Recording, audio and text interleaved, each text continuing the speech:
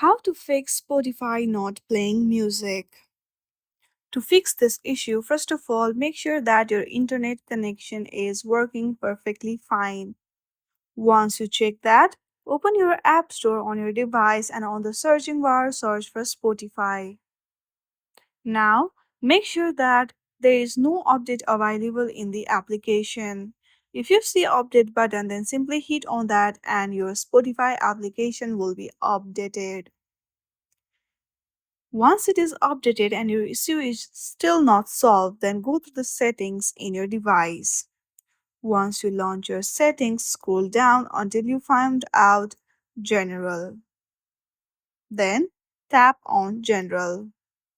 From there, go through the iPhone stories and hit on Spotify.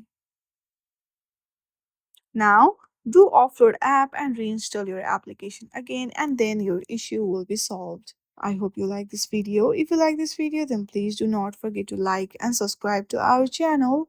Thank you for watching.